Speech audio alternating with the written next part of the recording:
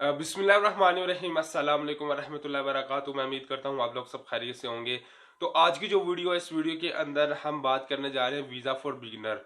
Beginner से मतलब ये है कि अगर आपके पास फ्रेश पासपोर्ट है और आप चाह रहे हैं कि शेंजन कंट्रीज में से या यूके में से या जर्नलाइज वीज़े में से किसी का भी आपने अप्लाई करना है, तो उस सिलसिले में 2023 में आपको किन चीज़ों का मद्देनजर रखना पड़ेगा, फिर जाकर जो है आपको वीज़ा मिल सकता है। और अगर वीज़ा नहीं मिलता तो उसमें क्या क्या प्रॉब्लम थी जिस वजह से आपको वीज़ा नहीं मिला, और आप री अप्लाई भी कर सकते हैं। तो वीडियो को शुरू करने से पहले आप लोगों से रिक्वेस्ट है कि चैनल को सब्सक्राइब कर लीजिएगा।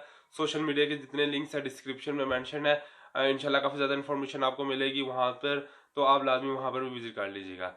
तो वीज़ा फॉर बिगिनर्स का जो मीनिंग है वो आपको पहले से ही पता चल गया होगा कि आपके पास फ्रेश वीज़ा है और 2023 में आपने प्लानिंग की है कि मैं शेंजन कंट्रीज में या यूके, ऑस्ट्रेलिया या वट एवर जहाँ पर भी आपने जाना है, तो उसके लिए मैंने जाना है, तो उसके लिए मैं प्लान क्या करूं। तो ये जो प्लानिंग होती है उसी की बेस पर जो है वो सबसे पहले आपको जो है वो वीज़ा मिलता है। तो सबसे पहले जो चीज़ है वो फंड्स होता है, फाइनेंशियल मीन्स होता है, आपकी बैंक स्टेटमेंट होती है, आपका सोर्स ऑफ इनकम होता है, आपका सेविंग होती है।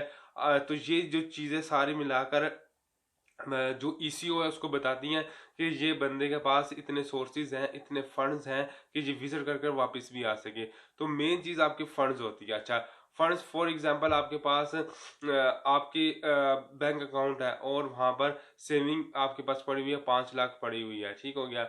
और आप जो है मंथली 40,000 रुपये भी कमा रहे हो, तो 6 माह के बाद जो आप अखराजात को निकालने के बाद भी आपके वो जो आपकी सेविंग है 5 लाख तक नहीं जाती, तो उसका क्या करना होता है आपको कि आपके बैंक अकाउंट में जो सी भी आपकी एक ह्यूज अमाउंट आई होती है उसका आपको प्रूफ देना पड़ता है। उस प्रूफ के साथ साथ आपकी जो सेविंग होती है वो डिस्क्राइब करेगी जी वाकई इस बंदे के पास इतनी सेविंग है। फॉर एग्जांपल आपको किसी ने गिफ्ट कर दिए 5 लाख, तो वो 5 लाख आपको जो है उसका आपको प्रूफ पे बताना पड़ेगा कि मुझे कोई घड़ी मिली थी, मुझे कोई गाड़ी मिली थी, उसको मैंने सेल आउट करके तो ये 5 लाख मैंने यहाँ पर सेविंग कर दी। तो वो जो एग्रीमेंट होगा वो आपको प्रूव होगा। उसके बाद आपकी लास्ट 6 मंथ की जो इनकम है उसके अखराजात वगैरह निकाल के तो उसकी भी कुछ अमाउंट सेविंग की बचेगी। तो वो जो क्या हो जाएगा आपका वो आपकी एक आइडियल जो है वो बैंक स्टेटमेंट बन जाएगी। अगर इन शॉर्ट में बात करूं तो जितने भी लोग हैं अपनी बैंक स्टेटमेंट पर बहुत ज़्यादा फोकस दिया करें लास्ट 6 मंथ की, उसी के बाद ही जो है आपका उसी की बेस पर आगे सारा केस चलता है। तो इसके बाद आपका जो है आपका बात आएगी आपके पास valuation of your property. Valuation financial means के बाद वैल्यूएशन ऑफ योर प्रॉपर्टी, उसके अंदर क्या होता है कि अगर आपने कोई भी प्रॉपर्टी ओन रखते हैं पाकिस्तान, इंडिया में या जहाँ से भी आप अप्लाई कर रहे हैं, तो उसकी वैल्यूएशन आपको बतानी पड़ती है कि उसकी वैल्यू क्या है। उसका अभी मेरे पास कितनी करंट मार्केट वैल्यू चल रही है। फॉर एग्जांपल अगर आपने एक प्लॉट खरीदा है 2000 में, सन 2000 में, ईयर 2000 में, तो उस टाइम उसकी वैल्यू 5 लाख के रुपए के करीब होगी। अब 20 साल के बाद उसकी वैल्यूएशन जो है वो करोड़ों में पहुंच चुकी होगी। तो अगर उस टाइम की आप रजिस्ट्री निकाल कर साथ अटैच करेंगे तो क्या चीज़ आएगी कि ये चीज़ आएगी कि अभी जो इनके पास प्रॉपर्टी है तो उसकी value current according to documentational 5 lakh है, लेकिन करंट मार्केट वैल्यू के लिए आपको एक सर्टिफिकेट बनाना पड़ेगा जिसके अंदर आप वादा तौर पर मेंशन करेंगे कि ये जब मैंने प्लाट लिया तो उस टाइम इसकी वैल्यू इतनी थी, अब करंटली वैल्यू ये जो है मार्केट वैल्यू इतनी है। तो वैल्यूएशन ऑफ योर प्रॉपर्टी, आपकी जितनी भी प्रॉपर्टीज हैं वो आपको वैल्यूएट करके बताना पड़ता है, ठीक हो गया। इसी के साथ साथ आपको फैमिली टाइज पे बहुत ज़्यादा फोकस रखना पड़ता है। मेरी बेशुमार वीडियोस में मैंने आपको बताया कि लोग जो हैं बाहर जाने पर कंसर्न करते हैं, बाहर जाने पर इंटरेस्ट करते हैं, वहाँ पर जो उनको वीज़ा वगैरह मिला होता है या फिर वहाँ पर जो वो बाहर जाते हैं तो होटल बुकिंग या वहाँ पर क्याम या अकोमोडेशन पर ज़्यादा फोकस करते हैं। उसकी बजाय आप और जो फैमिली टाइज है पाकिस्तान, इंडिया या थर्ड वर्ल्ड कंट्री या जहाँ से भी अप्लाई करें, फैमिली टाइज को ज़्यादा से ज़्यादा अच्छे तरीके से प्रेजेंट करें ताकि ईसीओ को ये यकीन हो कि इसकी फैमिली टाइज पाकिस्तान या अपनी कंट्री में इतनी ज़्यादा है कि इसने वापस आकर रहना ही रहना है। तो फैमिली टाइज के अंदर आपके पेरेंट्स आ जाते हैं, सिबलिंग्स आ जाते हैं, आपकी जो है वाइफ आ जाती है, बच्चे आ जाते हैं। तो उस सिलसिले में भी आपको बड़े अच्छे तरीके से प्रूफ प्रोवाइड करने पड़ते हैं, फारसी वगैरह या बर्थ सर्टिफिकेट वगैरह लगाना पड़ता है या मैरिज सर्टिफिकेट लगाना पड़ता है, जिसके अंदर से ये प्रूव्ड हो कि आप वाकई ही वापस आएंगे।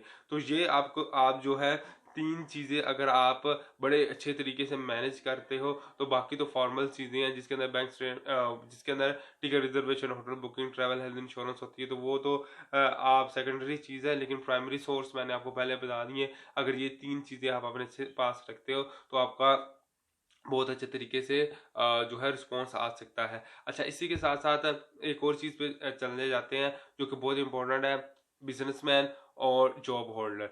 अगर आप बिजनेसमैन हो तो जो भी आप काम करते हो, आप जिस भी शॉप के आप ओनर हो उसका लेटर हेड ले, उसके अंदर आप अपनी पूरी जो भी बिजनेस आप करते हो उसकी एक समरी वहाँ पर प्रेजेंट करें कि मैं ये करता हूँ, ठीक हो गया।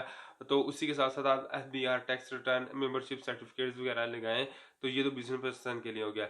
यहाँ पर आसानी कुछ जॉब होल्डर वालों के लिए सिंपल सा उन्हें कॉन्ट्रैक्ट लेटर लगाना पड़ता है और एक वोकेशनल लेटर लगा लें जो कि उनके हेड की तरफ से होगा, जो इजाज़त देता है कि ये बंदा इतने दिन से लेकर इतने दिन के लिए इसको हमने इजाज़त दी, ये बाहर जाकर घूम या फिर सकता है। तो ये बहुत इंपॉर्टेंट चीज़ है। तो ये मैंने बिगिनर्स के लिए, जो नया ट्राई कर रहे हैं या जो खुद से ट्राई करते हैं, उनके लिए इतना मैंने ब्रीफली बताया है। अच्छा, इन केस खुदा ना खास्ता अगर आपका वीज़ा इन सब चीज़ों के बाद भी रिजेक्ट हो जाता है तो घबराने की कोई ज़रूरत नहीं है। आप इसी प्रोसीजर को वंस अगेन फॉलो करें और कुछ ना कुछ तो गड़बड़ हुई होगी आपकी बैंक स्टेटमेंट में या फैमिली टाइज में या किसी ना कहीं, तो वो जो रिजेक्शन लेटर आएगा उसको वंस अगेन गौर से पढ़ के दोबारा से फाइल को प्रिपेयर करके आप दोबारा अप्लाई करें, तो इंशाल्लाह रिस्पॉन्स आ जाएगा। तो ये वीडियो मुझे पता है जितने भी शेंजन कंट्रीज के लिए है या फिर यूके के लिए है या आप सभी लोगों के लिए जो बिगनर्स होते हैं, जो फर्स्ट टाइम खुद से अप्लाई करने की ट्राई करते हैं या चाह रहे होते हैं कि हम खुद ही से अप्लाई करें, तो ये उन लोगों के लिए है। मीन वाइल अगर आप चाहते हैं कि हम आपकी फाइल की प्रिपरेशन करें, चाहे यूके का विजिटर वीज़ा हो या फिर शेंजन कंट्री में से C कैटेगरी का वीज़ा हो, तो ये स्क्रीन पर हमारा नंबर शो हो रहा होगा, आप हमसे कांटेक्ट करें, इंशाल्लाह आपको बेहतरीन तरीके से गाइड किया जाएगा। तो ये 2023 के सिलसिले में ये वीडियो बनाई है, जो आपको पूरा साल इंशाल्लाह इस वीडियो ने फ़ायदा देना ही देना। अपना बहुत ज़्यादा ख्याल रखिएगा, चैनल को प्यार दिखाइएगा। अल्लाह हाफिज़।